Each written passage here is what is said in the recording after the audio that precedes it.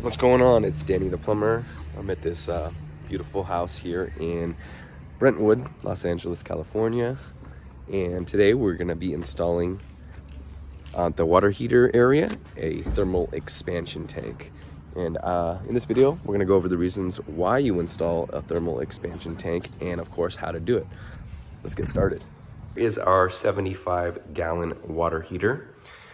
It currently does not have a thermal expansion tank. I've got a new one right here. I've got the strap kit also with me. And a thermal expansion tank can go anywhere on the cold water side. The cold water is the one over here.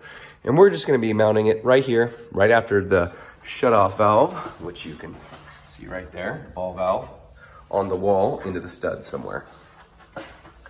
The reason we need a thermal expansion tank is if you step outside here, we have a pressure regulator.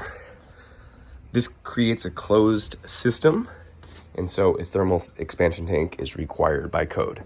So again, an expansion tank is needed when the system is closed, meaning it's not exposed to atmospheric pressure. And so situations would include a pressure regulator like the one that's right under that lockbox. That's why I'm putting it on today. Check valves and backflow preventers and things like that. That's the reason why we install expansion tanks. So first step, I'm going to test the PSI. Should be around 50 with this pressure regulator. I'll draw off a little water. Put on my PSI gauge.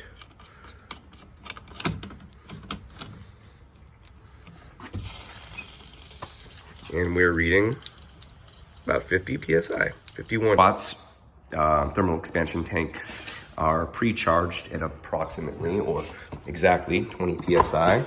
So we need to match the incoming water. We need to pump this guy up to 50 PSI. And that's done right here by unscrewing that.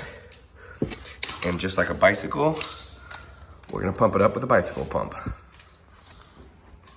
to exactly 50 or 51 PSI. We're gonna do that now.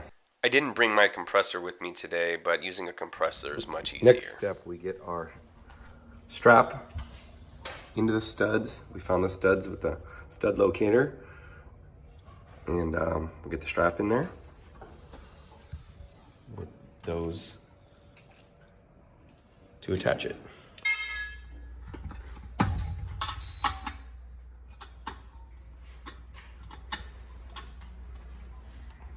The thermal expansion tank connected with the straps real nicely.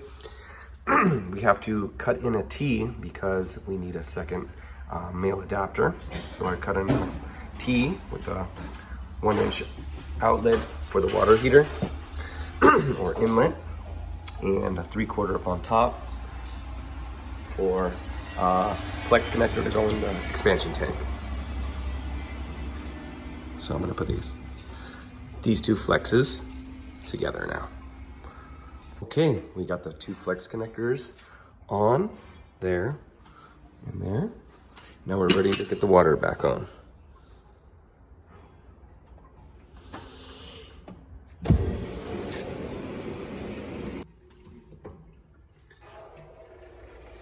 Once the water is completely on, we are going to relieve some of the air from the water heater and the hot water system by taking a hose and putting it to the outside of the house, just seeing if any air flushes out of there. We don't want any air pockets, especially when we have a recirculator line pump, in which we, forgot to mention this, disconnected prior to working on this thermal expansion tank.